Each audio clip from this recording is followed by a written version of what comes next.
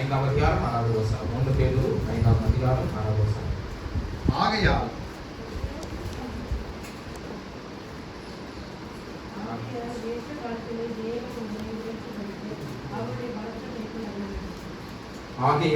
ஏற்ற காலத்திலே தேவன் உங்களை உயர்த்த. ஏற்ற காலத்துல ஏற்ற காலம் என்ன? கரெக்டான டைம், சரியான நேரத்துல உங்களை உயர்த்தணும் படிச்சுன்னா நீங்க என்ன செய்யணும்? நீங்க என்ன, நம்ம என்ன செய்யணும்? அடங்கி இருக்கணும். அப்படிதானே? நம்ம அடங்கி இருப்பது ரொம்ப முக்கியம். நமக்கு எது கிடைக்க என்ன ஒரு தேவையா இருக்கு, ஏற்ற காலத்துல நமக்கு ஒரு உயர்வு வரணும் அப்படின்னு சொன்னா அடங்கி இருக்கணும். யாருக்கு அடங்கி இருக்கணும்? தேவனுக்கு அடங்கி இருக்கணும். அப்படிதானே? தேவனுக்கு அடங்கி. இதை சொல்லும் போது ஒரு ஒரு ஒரு கதை என்னன்னா, சகாயம் அப்படிங்கக்கூடிய ஒருத்தர் இருந்தார். சகாயம். ஸோ அந்த சகாயம் அப்படிங்கிறதுக்கு வந்து பட்டுப்பூச்சி தெரியுங்களா? பட்டுப்பூச்சி வளர்க்குற பயங்கர பிரியம்னா பயங்கர ஆசை அவருக்கு. பட்டுப்பூச்சி வளர்க்கணும், பட்டுப்பூச்சி வளர்த்து ஸோ இப்படி சின்ன சின்ன அவருக்கு இன்ட்ரெஸ்டான ஒரு இது இருக்குது. பட்டுப்பூச்சி, அந்த பூச்சி, இந்த பூச்சி சொல்லி சின்ன சின்ன பூச்சிகள்லாம் வளர்க்கக்கூடியது. ஸோ இந்த வண்ண பூச்சிகளை என்ன செய்யறாருன்னா அவர் எடுத்துட்டு வருவார், வீட்டில் வருவார், வீட்டில் வச்சு வளர்த்துக்கிட்டே இருப்பார். ஸோ இப்படி அன்னைக்கு ஒரு நாள் என்ன ஆகுதுன்னா, அதே போல ஒரு பட்டுப்பூச்சியை வந்து பார்க்குறாரு. அது வந்து ரொம்ப கூட்டுல இருந்து வெளியில வரைக்கும் ரொம்ப ட்ரை பண்ணிக்கிட்டே இருக்கு. கூட்டுல இருந்து வெளியில வர ரொம்ப ட்ரை பண்ணிக்கிட்டே இருக்குது. ஆனால் அவர் வெளியே வர முடியல. ஸோ இப்படி கஷ்டப்பட்டுக்கிட்டு இருக்கிறது அவர் பார்த்துட்டு என்ன செய்யறாருன்னா, அதை பார்த்து ரொம்ப பரிதாபப்படுது. இந்த சகாயம் அப்படிங்கிறது ரொம்ப பரிதாபப்படுது. ஸோ அதை எப்படி வந்து உதவுறதுன்னு இவருக்கு தெரியல. ஆனால் அதை பார்த்துட்டு பாவம், ஆனால் இந்த வீட்டில் கொண்டு போய் வளர்க்க எவ்வளோ அழகா இருக்கும் அப்படின்னு சொல்லி அவருக்கு என்ன எல்லாத்தையும் பூச்சிகள்லாம் கொண்டு போய் வீட்டில் போய் வளர்க்குறாருல. சார் அவருக்கு அந்த சிந்தை தான் போச்சு, வீட்டில் போய் வளர்த்த எப்படி போச்சு. ஸோ அங்கே பட்டுப்புழு பார்க்கும்போது இன்னும் வந்துட்டு அது என்ன வெளியில வரல. அதுக்கு தலை மட்டும்தான் வெளியில இருக்குது, போராடிக்கிட்டு இருக்கு வெளியில வர்றதுக்காக. ஸோ எப்படியோ தலை மட்டும் வெளியில தெரியும். ஸோ இவரு முழு உடலும் வந்து வெளியில தெரியல. அப்போ இவருக்கு புரிஞ்சிச்சு இது ரொம்ப கஷ்டப்படுது, வெளியில வர்றதுக்கு அது ரொம்ப கஷ்டப்படுதுன்னு புரிஞ்சுக்கிட்டாரு. ஸோ அது தொடர்ந்து முயற்சி செஞ்சுக்கிட்டே இருக்குது வெளியில வர்றதுக்காக. ஸோ அதை கண்ட இந்த சகாயம் அப்படிங்கிறது என்ன செய்யறாருன்னா, என்னப்பா இவ்வளோ கஷ்டப்படுது அப்படின்னு நினைச்சிட்டு மனம் வருது ஏதோ பெரிய உதவியை செய்யறது போல என்ன செஞ்சாருன்னா, ஒரு ஒரு அந்த பட்டுப்பூச்சி அப்படியே எடுத்து வெளியில எடுத்துட்டாரு. வெளியில ஹெல்ப் பண்ணி எடுத்து விட்டாரு, எடுத்து கீழே வச்சுட்டாரு. ஸோ அது ஈஸியா இருக்கணும். என்ன ஒரு பரிதாபம் சொன்னா, அந்த பட்டுப்பூச்சிக்கு சிறகே கிடைக்கிறது, இறகுகள் ஒன்றுமே இல்லை. ஸோ என்ன அப்படின்னு சொன்னா, வெளியே வந்துட்டு அந்த பட்டுப்பூச்சிக்கு பயங்கர சந்தோஷம், எப்பா எப்படியோ வெளியில வந்துட்டுன்னு சொல்லி. ஆனா வெளியே வந்த உற்சாகத்துல வெளியே வந்து இருந்துச்சு. அந்த கீழே விழுந்ததுக்கு அப்புறமா அந்த கரை வந்துட்டு சூடுனால இறகுகள் ஒன்றும் முளைக்காததுனால அந்த சூட்டுலயே என்ன செஞ்சுட்டு செத்து போச்சு. இதே போலதான் நம்முடைய வாழ்க்கையில ஏதோ ஒண்ணு ஒட்டிக்கிட்டே இருக்கும். ஏதோ ஒரு ஒரு வாழ்க்கை ஒண்ணு ஏதோ ஒரு காரியத்துக்காக நம்ம ஓடிக்கிட்டே இருக்கிறோம். ஓடிக்கிட்டது மட்டும் இல்லாம ஏதோ ஒண்ணு ஒரு ஸ்டிக் பண்ணி இருந்துக்கிறோம், ஒரு காரியத்துல அப்படியே இருக்கிறோம். நமக்கு ஏற்ற காலம் ஒண்ணு இருக்கு. அந்த ஏற்ற காலத்துக்கு முன்னாடி நம்ம அவசரப்படக்கூடாது. அவசரப்பட்டு அந்த ஏற்ற காலத்துக்கு முன்னாடியே வந்து நம்ம ஒவ்வொரு செயல் இருக்கு. இந்த ஏற்ற காலத்துல அவசரப்படுறது அப்படிங்கும்போது வாலிப பிராயத்தை தான், வாலிப பிள்ளைகளுக்கு தான் சொல்வதற்கு ஆசைப்படுறேன். வாலிப குழந்தைகள் எல்லாருமே, வாலிப குழந்தைகள் சின்ன குழந்தைகள் இருந்தாலும் சரி, எல்லாரும் என்ன செய்யணும் சொன்னா, ஏற்ற காலத்துக்காக நம்ம காத்துக்கணும். நமக்கான நேரத்திற்காக நமக்குன்னு ஒவ்வொரு ஏஜ் இருக்கு. எந்த ஏஜ்ல எது செய்யணுமோ அதை மட்டும் தான் செய்யணும். அப்போ நம்ம இந்த இளமையில இருக்கக்கூடிய இச்சைகளிலோ, இளமையில இருக்கக்கூடிய உலக பிரகாரம் சில விதமான வலைகள்லையோ என்ன செய்யக்கூடாது, வீழ்ந்து போயிடக்கூடாது. ரொம்ப கவனமா இருக்கணும். அதனால ஏற்ற காலத்துல அவர் நம்மை உயர்த்தும்படிக்கு அவருடைய பலத்த கைக்குள்ள நம்ம என்ன செய்யணும், அடங்கி இருக்கணும். அவருடைய பலத்த கைக்குள்ள இதை என்ன செய்யணும், நீங்க மனப்பாடம் செஞ்சு என்ன சொல்லணும். இந்த வசனத்தை எந்த வசனம்? 1 பேதுரு 5:6 இதை மனப்பாடம் பண்ணி நீங்க சொல்லணும். ஓகேவா? இனி எனக்காச்சும் கேட்கும்போது நீங்க சொல்றீங்க இந்த வார்த்தையை. ஒவ்வொரு பேரண்ட்ஸ் அந்த மைண்ட்ல வச்சுக்கோங்க. இவங்க சொல்ற பேரண்ட்ஸ் தான் கேட்கணும்.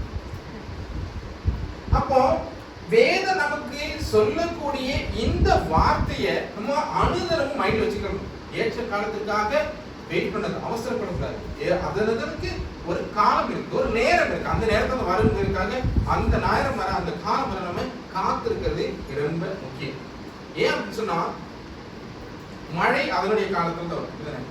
மழை அதனுடைய காலத்துல வரும். சோ மழையே வந்துட்டு தேவனுக்கு அடங்கி இருக்கும் பொழுது, ஒரு இயற்கையே அடங்கி இருக்கும் பொழுது, இயற்கை எப்படிப்பட்டது? இயற்கை வந்து நினைச்சுச்சுன்னா மனுஷனே அழிச்சு போட்டு போயிருக்கு. அப்பேற்பட்ட மனுஷன் வந்துட்டு எல்லாத்தையும் அடக்கிட்டான். இயற்கை அடக்க முடிஞ்சா? இயற்கை ஏதாவது பண்ண முடிஞ்சா? சுனாமி வந்தாலும் சரி, நிலநடுக்கம் வந்தாலும் சரி, நிலச்சரிவு வந்தாலும் சரி, அதை அடக்கைக்கு மனுஷனால முடியாது. அடுத்தது அப்ப இயற்கைக்கு எவ்வளவு பலம். அந்த இயற்கை வந்து யார் சொல்றாங்க? இயற்கை வந்துட்டு தேவனுக்கு கட்டுப்பட்டு தான் இருக்கு. அடுத்தது தேவனுக்கு கட்டுப்பட்டு இருக்கு. அப்படி இருக்கும் பொழுது மனுஷனுக்காக நம்ம என்ன செய்யணும்? அதை விட மேலானவர்கள், சிறந்தவர்கள், ஆறறிவு படைத்தவர்கள், ஆறறிவு உள்ளவர்கள் நம்ம என்ன செய்யணும்? தேவனுக்கு கட்டுப்பட்டு இருக்கணும், அவருக்குள்ளாக இருக்கணும். அப்போ ஒவ்வொன்றுக்கும் ஏற்ற காலத்தை தேவன் வச்சிருக்காரு. மனுஷனுக்கு மட்டும் இல்ல, எல்லாத்துக்குமே ஏற்ற காலம். இயற்கைக்கு கூட ஏற்ற காலம் ஒண்ணு இருக்கு. இயற்கைக்கு கூட ஏற்ற காலத்துலதான் அது என்ன செய்யும்? மழையை தரும். ஏற்ற காலத்துல தான் வெயில தரும். சும்மா அதுக்கு தேவைப்படுற நேரத்துல அது பாட்டு வந்து போகாது. நம்ம தான் என்ன செய்வோம்? நம்மளோட ஒரு அவசரத்தினால நம்ம ஒண்ணு செஞ்சுக்கிட்டு இருக்கோம். ஆனா இயற்கை அப்படி இல்லை, அதுல நேரத்துல வரும். இதே போலதான் நம்ம வாழ்க்கையிலையும் தேவனானவர் ஏற்ற காலத்தை வச்சிருக்காரு. படிப்பிற்கான ஒரு ஏற்ற காலம், பதவிக்கான ஒரு ஏற்ற காலம், திருமணத்திற்கான ஒரு ஏற்ற காலம். அப்போ இந்த திருமணத்திற்கான ஏற்ற காலம் சொல்றது என்ன? ஆடம் என்னன்னு தெரியாத வயசுல ஆழமா காதலிச்சு 2 பேர். ஓகேவா? ஆழம்னா என்னன்னே தெரியாது, ஆனா அவங்க ஆழமா காதலிக்கிறாங்க. அப்படி 2 பேர் என்ன அப்படிச்சுன்னா, ஒரு 12வது வயசு, 12வது வகுப்பு படிக்கக்கூடிய 2 பேர். அவங்க வந்து பொது தேர்வுலாம் முடிஞ்சது. பொது தேர்வு முடிஞ்சதுதான் உண்டு. அவங்க 2 பேரை காணல. அவங்க 2 பேரும் காண போயிட்டாங்க. என்னடா பார்த்தா ஒரு நாள் கல்யாணம் முடிச்சுட்டு வந்து நிற்கிறாங்க. ஸோ வீட்டில் ஒத்துக்கிடுவாங்களா? ஒத்துக்கல. அவங்க ஒன்று கட்டி விட்டாங்க. சரி, என்ன செஞ்சாங்க? இவங்களுக்கு வந்து ரொம்ப சந்தோஷம். நல்ல ஓகே, நம்ம தான் நினைச்சது சாதிச்சிட்டமே அப்படின்னு சொல்லி பயங்கர சந்தோஷம். பயங்கர சந்தோஷத்துல இந்த 2 பேரும் செய்யறாங்க. குடும்ப வாழ்க்கையை தொடங்கிட்டாங்க. குடும்ப வாழ்க்கையை தொடங்கி பயங்கர சந்தோஷமா போகுது. அந்த அந்த அதாவது இந்த என்ன சொல்ல, ஒரு வசந்த காலம், அவங்களுக்கான ஒரு வசந்த காலத்துல இருக்கிறாங்க. பயங்கரமா அப்படியே சொல்லிக்கிட்டே நம்ம போகலாம். அந்த வசந்த காலத்தை ஒவ்வொன்னா செப்பரேட்டா ஒவ்வொன்றும் சொல்லி போய்கிட்டே இருக்கலாம். ஸோ அப்படிப்பட்டதான ஒரு வசந்த காலம். ஆனால் நமக்கு ஒரு வார்த்தை இருக்கலாம், ஆசை 60 மோகம் 30 ஒரு வார்த்தை இருக்கலாம். அந்த ஆசை 60 மோகம் 30 வார்த்தையின் பிரகாரமாக என்ன நடக்குன்னு சொன்னா, ஏற்றாற் போல அவங்களுக்கு ஒரு 1 இயர்ல அவங்களுக்கு குழந்தை கிடைச்சு. குழந்தை கிடைச்சதுக்கு அப்புறமா அதுக்கப்புறம் அவங்களுக்கான பிரச்சனைகள் ஸ்டார்ட் ஆகுது. அவங்களோட தேவைகள் அதிகரிக்குது. அவங்களுக்கு இடையில இருக்கக்கூடிய அந்த புரிதல் ரொம்ப வித்தியாசமா இருக்குது. என்னடா அப்படிங்கிறது மாதிரி இருக்குது. இதை எப்படி நான் குடும்பத்தை நடத்த, எப்படி நான் இது பண்ண, என்ன அவங்களுக்கான ஒரு திங்கிங். அவங்க மைண்ட்ல என்ன நினைச்சது? லவ் பண்ணணும், சந்தோஷமா இருக்கணும், அவ்வளவு மட்டும் தான் நினைச்சாங்க. ஆனா அதுக்கப்புறமா என்னெல்லாம் இருக்குன்னு சொல்லி அவங்க யோசிக்கவே இல்லை. ஒரு குழந்தை பிரச்சனை, அதை எப்படி வளர்க்கணும், அதுக்கப்புறமா என்ன நடக்கும்னு சொல்லி அவங்க ஒண்ணுமே தெரியல. சோ இப்படி அறியாத வயசுல இருவர் சேர்ந்துக்கிட்டு இப்படி வந்ததுனால அவங்களுக்குலாம் என்னாச்சு? பெரிய பெரிய பிரச்சனைகள் வந்ததுனால லாஸ்ட் என்னாச்சு? 2 பேரும் பிரிந்து போகக்கூடியதான ஒரு சூழல் இருந்துச்சு. அதே போலதான் நம்ம இந்த பிரிவதற்கு நம்ம நார்மலா வந்து பிரிவதற்கு ஒரு தேவையில்லை. நான் ரீசெண்டா ஒரு அம்மா சொன்ன ஒரு கதை எனக்கு சொன்னாங்க. கதைனா ஒரு காரியத்தை சொல்வதற்காக ஒரு கதையை சொன்னாங்க. என்ன கதை சொன்னா, திருமணமான 2 பேருக்கு திருமணம் ஆச்சு. திருமணம் ஆகி வந்ததுக்கு அப்புறமா கொஞ்ச நாள் போச்சு. கொஞ்ச நாள் போகும்போது அந்த கணவன் என்ன செய்யறாருன்னா, எழுப்பி வராரு. எழுப்பி வரும்போது என் கணவன்ல மனைவி எழுப்பி வராங்க. எழுப்பி வந்து காலையில ப்ரஷ் எடுத்து ப்ரஷ் பண்ணதுக்காக பேஸ்ட் எடுக்கிறாங்க. பேஸ்ட் எடுத்து ப்ரஷ் பண்ணிட்டு அவங்க போயிட்டாங்க. அதுக்கப்புறமா வந்து கணவன் வரான். கணவர் வந்து என்ன செய்யறாருன்னா, அவரு பேஸ்ட் எடுக்கிறாரு. பேஸ்ட் எடுக்கிறாரு. எடுத்ததுக்கு அப்புறம் மனைவியை கூப்பிடுறாரு. மனைவியை கூப்பிட்டு வாப்பா அப்படின்னு கூப்பிட்டதும் வந்துட்டாங்க. வந்ததுக்கு அப்புறம் என்ன நடக்குதுன்னா, அவங்களும் வந்து என்னன்னு கேட்குறாங்க. கேட்டதுக்கு அப்புறமா கணவன் சொல்றாரு, பேஸ்ட் இப்படியா எடுக்கிறது, பேஸ்ட் இப்படியா எடுக்கிறதுன்னு கேட்குறாரு. என்னாச்சு? பேஸ்ட் தானே அப்படின்னு. ஒன்றும் இல்லை, பேஸ்ட் என்ன கீழே இருந்தாலும் எடுக்கணும். இது நடுவில் இருந்து மேலே இருந்து கழுத்து பிடிச்சு நிற்கிற மாதிரி நீ மேலே பிடிச்சு எடுத்துருக்கிற, நடுவில் பிடிச்சு அமைச்சிருக்கிற, ஒவ்வொரு நாளும் இப்படியே போய்கிட்டே இருக்கிறதுன்னு சொல்லி. ஸோ அவரோட மனைவி சொன்னாங்க, இல்லை நான் அப்படிதான் எடுப்பேன், என் வீட்டிலலாம் அப்படிதான் சொன்னாங்க. உங்கள் வீட்டில் அப்போ இப்படி தானா? எல்லாரும் இப்படி தானா? ஏடாபுரமாக தான் இருப்பீங்களா? உங்கள் வீட்டுக்காரங்களுக்கு அறிவு இல்லையா? நீ இப்படிதான் உனக்கு சொல்லி தந்துருக்காங்களா உங்கள் வீட்டுக்காரங்க அப்படின்னு சொல்லி என்ன செஞ்சுட்டாரு? கணவர் ஒரு வார்த்தையை விட்டுட்டாரு. வீட்டை சொன்னாதான் வந்துட்டு நம்ம பிள்ளைங்களுக்கு வந்துட்டு அப்படியே காலன் வந்துட்டு இடி பழக்கத்துல வெடிச்சு வெளியில வர்றது மாதிரி இவங்க வெடிச்சு வெளியில வந்துட்டாங்க. வெளியில வந்ததுக்கு அப்புறம் என்ன நடக்குதுன்னா அங்க பயங்கர பிரச்சனை. என்னது? பேஸ்டுக்காக. இந்த பேஸ்ட்டை எடுத்து விசார பிரச்சனை. பேஸ்ட் சும்மா அங்கேயே தான் இருக்குது. அந்த பேஸ்ட் எங்க இருக்குது? பேஸ்ட் எடுத்து ஃப்ரெஷ் பண்ணக்கூடிய பேஸ்ட் வந்து அங்க இருக்குது. அதை எடுத்துட்டு அங்க வச்சுட்டாங்க. ஆனா அந்த பேஸ்ட்டை வச்சுதான் பிரச்சனை நடக்குது. பேஸ்ட்டுக்கு தெரியுமா நம்மள வச்சு பிரச்சனை நடக்குது? தெரியாது. ஆனா இந்த பிரச்சனை மேல பிரச்சனை. இவங்க ரெண்டு பயங்கர பிரச்சனை போய்கிட்டு இருக்கு. இது மாதிரிதான் சில நேரத்துல விசார காரியமா இருக்கும். விசாரமான காரியங்கள் என்ன ஆகும்? பிரச்சனைகள் உருவாகும். நம்ம குடும்பத்துல என்ன அப்படின்னா பிரச்சனைகள் உருவாக்கு வேற பெருசா வந்து சாத்தான் ஒண்ணுமே செய்ய வேண்டியது. ஒரு பேஸ்ட்ல சூரியத்தை வச்சுட்டு போயிடுவான். அதுதானே? பேஸ்ட் போதும் அவனுக்கு வச்சுட்டு அவன் போயிடுவான். லாஸ்ட் யார் மணி வச்சுக்கிட்டு இருப்பா? புருஷன் முன்னாடி மணி வச்சுக்கிட்டு இருக்க வேண்டியதான். இப்படிதான் எல்லா நீங்க யோசிச்சு பாருங்க. எல்லா வீடுகளிலுமே விசார காரியமா இருக்கும். பேஸ்ட் தானே, பரவாயில்ல, சரி இனி நான் அதை பார்த்துக்கிடுறேன், இனி நான் கரெக்டா எடுக்கிறேன். உங்க வீட்டுல கீழே இருந்து எடுத்து சொல்லி தர முடியலையா அப்படின்னு சொல்லி ஒண்ணு கேட்கும். இப்படிதானே எடுத்துருக்கிற, இனி இப்படி எடுக்காது, கீழே இருந்து எடு, அதான் கரெக்டான முறையா இருக்கும் அப்படிங்கிறது. கரெக்டா கீழே இருந்தே வந்து என்ன ஆகும்? அது பேஸ்ட் தான். எப்படி எடுத்தாலும் பேஸ்ட் வருது. அதை சொல்லி கூட இது பண்ணிருக்கலாம். ஆனா அதை சொன்னா அதோட பெரிய பிரச்சனையா இருக்கும் போல. ஆனா இந்த பிரச்சனை முடிஞ்சு. இப்படிதான் ஒவ்வொரு குடும்பத்துக்குள்ள சாத்தான் வந்து கிரியை செய்யுது. நம்மள பெருசா வந்துட்டு சாத்தான் லிஸ்ட் போட்டு இப்படியெல்லாம் ஷெட்யூல் போட்டு இப்படிதான் இவங்க வந்து டார்கெட் பண்ணணும், இப்படிதான் இவங்கள சோதிக்கணும் அப்படின்னு இல்லை. விசார கருத்து சின்னதா அனுபவம்னு சொல்லிட்டு போயிட்டா போதும். என்ன ஆயிடும்? அது பார்த்து எரிஞ்சிக்கணும். ஸோ அப்படிப்பட்ட நிலையில தான் நம்ம என்ன செய்யறோம்? காணப்படுறோம். ஸோ இப்பேற்பட்ட இதுதான். அதாவது கிறிஸ்துவானவர் நம்ம கிட்ட இல்லை அப்படிங்கும்போது, தேவனுடைய வார்த்தையில கேட்காம இருக்கும்போது விசார காரியத்தில் கூட நமக்கு என்ன ஆகும்? சுருன்னு வந்துடும். அப்படிதானே? சுருன்னு கோபம் வந்துடும். ஸோ நம்ம என்ன செய்யணும்னு சொன்னா, தேவனுடைய வார்த்தைகளுக்கு கீழ்ப்படிந்து காணப்படும். கீழ்ப்படிந்து காணப்பட்டா மட்டும்தான் நமக்கு ஏற்ற காலம் அப்படிங்கிறது வந்து நமக்கு புரியும். எந்தெந்த வயசுல என்னது செய்யணும் அப்படிங்கிறது நமக்கு தெரியும். அது கிறிஸ்துவுக்குள்ளாக வளர்க்கப்படும் பொழுதுதான் திருச்சபையில இருந்து ஒரு போதனையும், கிறிஸ்துவுக்குள்ளாக இருக்கக்கூடிய பேர சொல்லியாக ஒரு போதனையும் கிடைச்சிக்கிட்டே இருக்கும். நம்மள என்ன செய்வோம்? நம்முடைய சிந்தைகள் எப்படி இருக்கும்? ஸ்திரதையோட இருக்கும். அது மட்டும் இல்லாம வேறு 2 பேர் இருக்காங்க. அந்த 2 பேரும் சரியான வயசுல, அதாவது தகப்பன் தாயோட அவங்களுடைய அனுமதியோடு கூட அவங்க வந்து நல்ல திருமணம் ஆகுது. பொருளாதார சிக்கல் இருக்குது, பிரச்சனைகள் இருக்குது. ஆனால் அவங்க என்ன செய்யறாங்க? தேவனுக்குள்ளாக இருக்கிறாங்க. அந்த தேவ வசனத்தை கீழ்படுகிறாங்க. அதனால என்ன ஆகுதுன்னா, அவங்க சின்ன சின்ன பிரச்சனைகள் வரும்பொழுது டைரக்டா எங்க போயிடுவாங்க? அச்சைட்ட போயிடுவாங்க. அவர் என்ன செய்யறாரு? சால்வ் பண்ணி அனுப்பிடுறாரு. உடனே அவங்களுக்கு திரும்ப அப்படி போகும்பொழுது ஒவ்வொரு முறையும் சொல்லி அறிவுரை கொடுக்க அவங்க என்ன ஆகுது? இப்படிதான் இருக்கும் போல குடும்ப ஜீவிதம் அப்படின்னு சொல்லி புரிஞ்சுக்கிடுறாங்க. நம்மளுடைய திருச்சபையில இருக்கட்டும், நம்மளுடைய திருச்சபையில என்ன செய்யறோம்? ஒரு கவுன்சிலிங் நடத்திட்டு தான் திருமணமே செய்வோம். கவுன்சிலிங் எல்லாம் இருக்கு. எல்லா திருச்சபையை எடுத்துக்கிட்டாலுமே கவுன்சிலிங் கம்பல்சரி இருக்கும். அந்த கவுன்சிலிங்ல என்ன செய்வாங்க? லீகலா ஒரு ஆள் இருப்பாங்க. லீகலா சொல்லி கொடுக்குறது. பிரச்சனைகள் வந்து எப்படி லீகலா நீங்க எப்படி மூவ் பண்ணலாம் அப்படின்னு சொல்லி. ஸ்பிரிச்சுவலா ஒன்று சொல்லி தருவாங்க.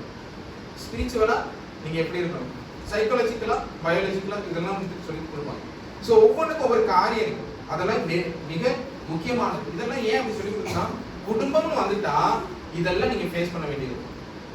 பயாலஜிக்கலா ஒன்று இருக்குது, சைக்காலஜிக்கலா இருக்குது, லீகலா நீங்க எப்படி மூவ் பண்ணணும், ஸ்பிரிச்சுவலா நீங்க எப்படி இருக்கணும். இந்த 4 காரியத்தை வந்து உங்களுக்கு கொடுத்துட்டே இருப்பாங்க.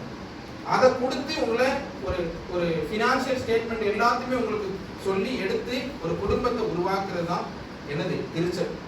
திருச்சபையில அந்த சட்டத்திட்டங்கள் இருக்கு.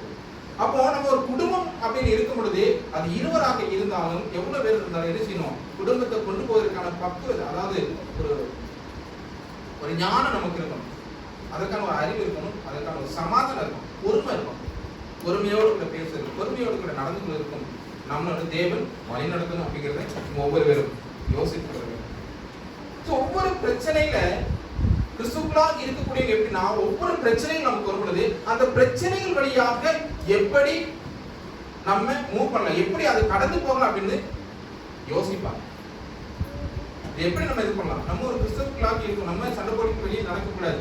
நம்மள ஒரு பிரச்சனை வந்து வெளியே தெரிஞ்சு என்ன நினைப்பாங்க, இது தேவனை பின்பற்றக்கூடிய என்னுடைய குடும்பத்தை பற்றி என்ன நினைப்பாங்க அப்படிங்கிறத சிந்தை அவர்களுக்குள்ளாக. அப்ப இப்படி இருக்கும் பொழுது லாஸ்டா இவங்க என்ன ஆச்சுன்னு சொன்னா, இந்த 2 பேரு அவங்க புரிந்து கொண்டாங்க. நாளடைவில் அவங்களுக்குள்ளாக ஒரு அண்டர்ஸ்டாண்டிங் வந்துச்சு. அதுக்கப்புறமா அவங்களுடைய வாழ்க்கை சுமூகமா போச்சு. அவங்களுடைய குழந்தைகள் சந்தோஷமாக வளர்க்கப்பட்டாங்க. இப்படியே என்னாச்சு? டேவிட் தன்னுடைய உரிமையையும் உள்ளத்தையும் மேரிக்கு கொடுக்கிறது போல மேரி என்ன செஞ்சா? அவனுடைய உணர்வையும் உடலையும் டேவிட்டுக்கு கொடுத்தான். சோ இதுதான் இருக்கணும் ஒரு குடும்பத்துக்குள்ள, இது நிச்சயமாக தேவை. அப்போ இப்படி வரும் பொழுது அன்பு என்ன ஆகும்? அன்பானது அந்த காதல் என்ன ஆகும்? பெருக்கெடுத்து வரும். ஆக இந்த ஒரு நிலைக்குள்ளாக நம்ம காணப்படணும் அப்படிங்கறத நம்ம யோசிக்கிட்டு இருக்கோம்.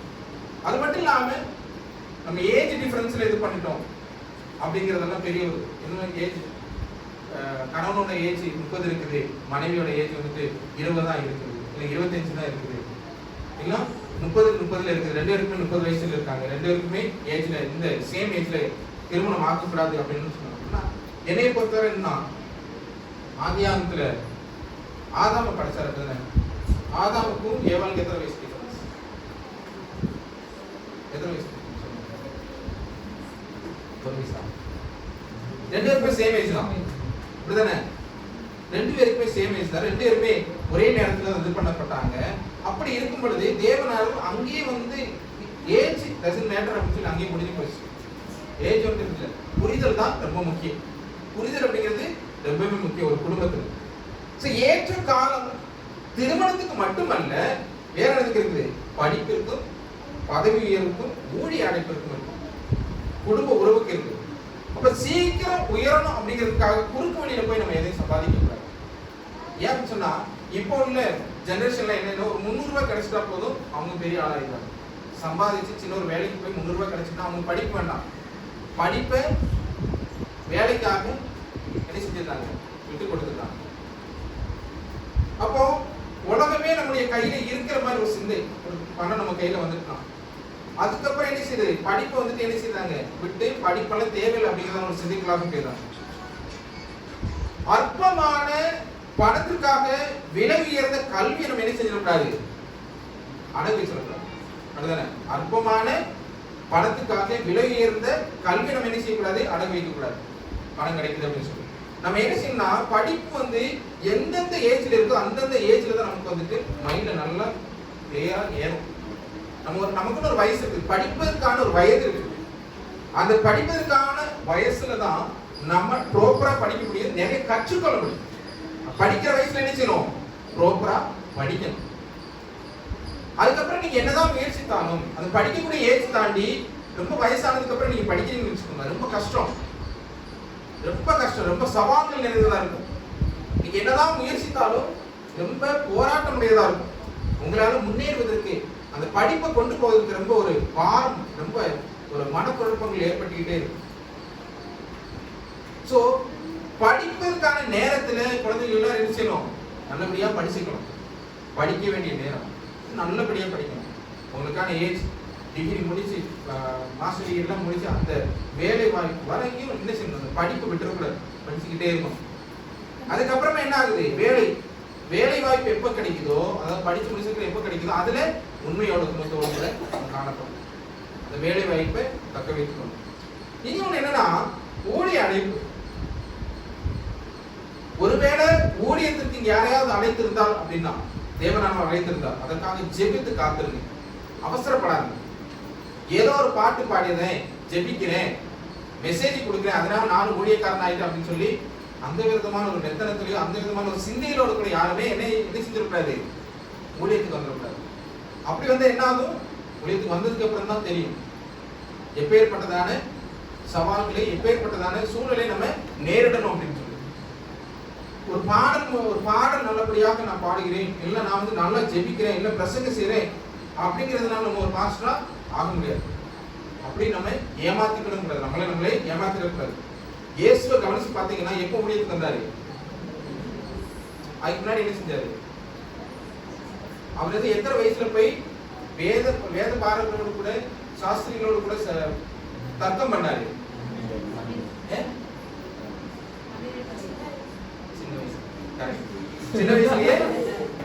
சின்ன வயசுலயே தர்க்கம் பண்ணாரு, அப்படிதானே? அப்போ அந்த டைம்லயே அவருக்கு நல்ல நாலேஜ் எல்லாமே இருந்துச்சு. அதுக்குன்னு சொல்லி அப்பவே வந்து வந்தாரா? நானும் அச்சதான், நானும் பாஸ்டர் தான் அப்படின்னு சொல்லி வந்தாரா? இல்ல, அவருக்கான நேரத்துக்கு ஏற்ற காலத்துக்காக காத்திருந்தார். 30 வயதிற்கு பிறகுதான் என்ன செய்யுது? அந்த ஒரு திருமண நிகழ்ச்சி வருது. எங்க வச்சு ஒரு திருமண நிகழ்ச்சி வருது? ரியா சொல்லுவா, எங்க வச்சு நடக்குது திருமண நிகழ்வு? இயேசு கிறிஸ்துவானவர் வராரு, என்ன செய்யறாரு? கானா ஊர்ல நடக்குது. அந்த நேரத்துல கூட நீங்க பாத்தீங்கன்னா இயேசு கிறிஸ்துவோட யார் இருக்கா? அவருடைய தாய் இருக்கிறாங்க. அப்ப அங்க வந்து திராட்சரசம் குறைஞ்சு போயிருது. திராட்சரசம் குறைஞ்சு போனதுக்கு அப்புறம் என்ன ஆகுதுன்னு சொன்னா, இயேசு கிறிஸ்துனுடைய தாய் கடந்து வராங்க. அங்க வந்து அவங்களுக்கு நல்லாவே தெரியும், என்ன தெரியும்? இவரால அற்புதங்களை செய்ய முடியும், இவரால் வல்லமையான காரியங்களை செய்ய முடியும், இவர் தேவ மைந்தன் அப்படின்னு அவங்க நல்லாவே தெரியும். அதனால என்ன ஆகுதுன்னா, அங்க குறைவுபட்டமே அந்த குறைவை நிறைவாக்கக்கூடியது யாரு? இயேசு கிறிஸ்து மட்டும்தான் அப்படின்னு சொல்லி தெரிந்திருந்தனால அந்த தாய் என்ன ஆகுறாங்க? கடந்து வராங்க. கடந்து வந்து இயேசு கிறிஸ்து கிட்ட சொல்றாங்க. சொன்னதுமே இயேசு கிறிஸ்து என்ன வார்த்தை சொல்றாரு? என்ன பதில் சொல்றாரு? என்ன நேரம் இன்னும் வரல, ஏற்ற காலம் வரைக்கும் ஆகல, அந்த காலம் வரட்டும், நானே செயல்படும். ஏற்ற காலம் அப்படிங்கிறது எல்லாருக்கும் பொதுவானது. எல்லாருக்கும் ஏற்ற காலம் ஒன்று இருக்கு. இயேசு கிறிஸ்து அதை வாழ்ந்தே காட்டுறாங்க. அப்ப ஏற்ற காலம் வரும் வரை நம்ம என்ன செய்யணும்? காத்திருக்கணும். அதற்காக நம்ம என்ன செய்யணும்? விழித்திருக்கணும். இனி ஒண்ணு, படிக்காதவங்களும் முட்டாள்களும் வேலையற்றவர்களும் வேலை செய்வதற்கு ஊழியம் வந்து ஒரு வேலை வாய்ப்பு அளிக்கக்கூடிய ஒரு கம்பெனி அல்ல. ஓகேவா? ஏன் அப்படின்னு சொன்னா, இந்த நாட்கள்ல நான் ரீசெண்டா ஒரு மெசேஜ் நான் பார்க்கும்பொழுது ஜஸ்ட் பார்க்கும்போது என்னன்னா, ஊனமுற்ற ஒருத்தர், அது மட்டும் இல்லாம படிக்காத ஒருத்தர், இப்படிப்பட்டவங்களாம் ஒவ்வொரு இதுன்னு சொல்லும்போது சிலவெல்லாம் எப்படியே கன்ஃபியூஸ் வந்துகிட்டு இருக்குது. எப்படின்னா, அவங்களாம் படிப்பறிவு இல்லை, ஆனா நான் வந்துட்டு இது பண்ணிடுவேன், நான் ஊழியத்தை பண்ணிட்டேன், எனக்கு வந்து படிச்சு பார்த்தேன், என் பிள்ளை வந்துட்டு நானே படிப்பு கொடுத்தேன். அவங்க வந்து சாட்சி சொல்றாங்க, இவ்வளவுக்கு ஜெபித்துக்கிட்டு இருந்தேன், என் பையனை படிக்கவே மாட்டேங்கிறான், இவ்வளவு பண்ணியாச்சு, இன்னும் கடைசி என்ன செய்ய ஊழியத்துக்கு அழைக்கலான்ட்டு ஊழியத்துக்கு வேண்டி நம்ம ப்ரே பண்ணிக்கிறோம், ஊழியத்துக்கு போட்டு. ஸோ பாருங்க, என் பிள்ளை வந்துட்டு என்ன செய்யுது? ஊதாரியா நடக்கிறான், அவனை அடக்கவே முடியல, அவன் ஊழியத்துக்கு அனுப்புறது. ஸோ இந்த ஊழியங்கிறது ஏதோ ஒரு வேலை போல, அங்க போயிட்டா என்ன ஆயிரும்? ஓகே, இதே போல நம்ம இப்ப வேற ஒன்றுலயும் இதே போல சொல்லுவோம், அடக்கவே மாட்டேங்க, இவன் என்ன செய்யணும்? என்ன செய்யணும்? கால் கட்டு பொண்ணு, எந்த கட்டு? அந்த எண்ணெய் கட்டி திருமண கட்டு கெட்டுனதுக்கு அப்புறம் அந்த பொண்ணுதான் இருந்து சொட்டு சொட்டா கனியை வச்சுக்கிட்டு இருக்கும். சந்த நிலைக்குள்ளாக கலக்கூடாது. ஊழியத்துல அப்படிதான். ஊழியத்துக்கு வந்து ஊழியத்துல எப்பவுமே படிப்பறிவோடு கூட, ஞானத்தோடு கூட, அதற்கான ஒரு வாரத்தோடு கூட நம்ம இப்போ நந்தகுமார் இப்போ வந்து ஊழியத்துக்கு அவனுக்கு ஒரு அழைப்பு இருக்குன்னு சொன்னா, அவனுக்கு அது புரிஞ்சுட்டுன்னு சொன்னா, அவன் என்ன செய்யணும்? இந்த வயசுல இருந்தே அனுதினம் வேத வசனத்தையும் ஜெபிக்கிறது எல்லாத்தையும் வந்து அவனை என்ன செய்யணும்? தயார்படுத்தணும். ஏற்ற நேரம் எனக்கு எப்போ அப்படின்னு சொல்லி அவன் ஜெபிக்கணும். அதாவே நான் வந்து உங்களுடைய ஊழியத்தை நல்ல செவ்வையாக பைபிள்ல என்ன இருக்கோ அதை ப்ராப்பரா சொல்லக்கூடிய அளவுக்கான ஞானத்தை எங்களுக்கு தாங்க, எப்பேற்பட்டதான ஞானம் இந்த ஊழியத்தை செய்வதற்கு தேவை, அதை தாங்க சொல்லி அவன் காத்திருக்கணும். எந்த நேரத்துல தேவ அழைப்பு இருக்கு அந்த நேரத்துக்காக காத்திருக்கணும். அந்த காத்திருப்பு ரொம்ப முக்கியம். ஏற்ற காலம் அப்படிங்கிறது ரொம்பவே முக்கியம். படிப்பறிவு இல்லை, சரியா இல்லவே அப்படின்னு சொல்லி சும்மா ஊழியத்துக்குள்ள தள்ளி விட்டுட்டா அந்த ஸ்தாபனம் என்ன ஆயிரும்? சீர்கேடாயிடுது. ஸ்தாபனத்துக்கு ஒரு கெட்ட பேர் கிடைக்கக்கூடிய சூழல் பல வேலைகளிலும் பல இடங்களிலும் இது நடந்துட்டு. எல்லா சபைகள்லையும் ஏதோ ஒன்றுக்காக ஒரு ஆளை சும்மா தள்ளி விட்டுருந்தாங்க. அதனால என்ன ஆகுது? பெரிய ஒரு கஷ்டமான சூழல் பல இடங்களில் நடந்துகிட்டே இருக்குது. ஆகவே தேவனானவர் நம்மை உயர்த்தக்கூடியவர்கள். நம்முடைய தரத்தை நம்ம ஒருபோது குறைக்க கூடாது. படிப்பு வரலன்னு குறைக்க கூடாது. எனக்கு வாசிக்க தெரியல குறைச்சிடக்கூடாது. நான் இது படிக்கிறதுக்கான நேரம், நான் படிப்பேன், படிச்சுக்கிட்டே இருப்பேன், படிச்சு அதை நிரூபிப்பேன். எனக்கு தப்பா வருதா திரும்ப ஒரு தடவை வாசிப்பேன், திரும்ப பொழுது திரும்ப வாசிக்கிறேன். அகைன் நம்ம என்ன செய்யணும்? ட்ரை பண்ணிக்கிட்டே இருக்கணும். அந்த ஒரு உணர்வு வரணும். அது வேலையானாலும் சரி, படிப்பானாலும் சரி, ஊழியமானாலும் சரி, சோர்வு நிலை காணப்படக்கூடாது. படிக்கிறதுல சோர்வு காணப்படக்கூடாது, வேலை செய்யறதுல சோர்வு காணப்படக்கூடாது. நம்ம தேர்ந்தெடுத்துக்கிட்டது, நம்ம தேர்ந்தெடுத்து படிக்கிறோம், நம்ம ஆசையை படிக்கிறோம், நம்ம எதிர்காலத்துக்காக படிக்கிறோம், நம்ம எதிர்காலத்துக்காக வேலை செய்யறோம். இதுல என்ன ஆகக்கூடாது? சோம்பேறித்தனம் இருக்கவே கூடாது. சோம்பேறித்தனம் இருக்கக்கூடாது. நம்ம என்ன செய்யணும்? அப்போ இனிமே ப்ராப்பரா வாசிச்சு பைபிள் வாசனத்துல வாசிச்சு அனுப்பிடணும். ஓகேவா? அப்போ உண்மையாய் படித்து அங்கிருந்து வரக்கூடியவங்க என்ன செய்ய முடியும்? அதனுடைய சிறப்பை காண்பிக்க முடியும். அதனுடைய சிறப்பை காண்பிக்க முடியும். அப்ப கடைசியா என்ன, நான் வந்துட்டு ஏழையா இருக்கிறேன், என்னால படிக்க முடியல, என்னால முடியாது அப்படின்னு சொல்லி சொல்லக்கூடாது. ஏழையா இருக்கிறவங்களுக்கும் படிப்பதற்கான எல்லா விதமான வழிவாதங்களும் என்ன இருக்குது, கவர்மெண்டே கொடுக்குது. ஸோ அதை நம்ம யூஸ் பண்ணிக்கணும், யூஸ் பண்ணாம இருக்கக்கூடாது. ஏன் அப்படி சொன்னா ஏசாயா 60:22 என்ன சொன்னாங்க, சின்னவன் 1000 சிறியவன் பலத்த ஜாதியும். அப்ப கர்த்தராகிய இயேசு கிறிஸ்துவானவர் ஏற்ற காலத்தில் இதை செய்வார். நம்ம வேண்டுவது எதுவோ அது நமக்கு கிடைக்கணும்னு சொன்னா விடாமுயற்சி நமக்கு தேவை, அதற்கான தொடர் பயிற்சி தேவை. அதுதானே, முயற்சி மட்டும் இருந்தா போதாது, தொடர்ச்சியான பயிற்சி இருக்கும். தொடர்ந்து நம்ம பயிற்சி செஞ்சுக்கிட்டே இருக்கணும். முயற்சி செய்யறோம்னா பயிற்சி அது கூட இருந்தா மட்டும்தானே அதற்கான கனியை நம்ம கொடுக்கணும், அதற்கான என்ன கொடுக்க முடியும், அந்த ஒரு அவுட்கம் நம்ம கொடுக்க முடியும். எந்த அளவுக்கு பயிற்சி இருக்குதோ, எந்த அளவுக்கு முயற்சி இருக்குதோ அது மட்டும் தான் நம்மளை எங்க கொண்டு போகும், சக்சஸ்ஃபுல்லாக கொண்டு போகும். நீங்க இங்க இருக்கக்கூடிய அந்த சக்சஸ்ஃபுல் இல்லை, வெற்றி பாதைகளாக கொண்டு போகும். அந்த வெற்றிக்குள்ளாக போகணும் சொன்னா விடாமுயற்சி போல தொடர் பயிற்சியோடு தேவ சமூகத்தை நாம் காணப்படுவோம். தேவனானவர் ஒவ்வொரு வரை இந்த வாசனம் வழியாக ஆசிரியப்பாராக நாம் எழுதியிருக்கலாம்.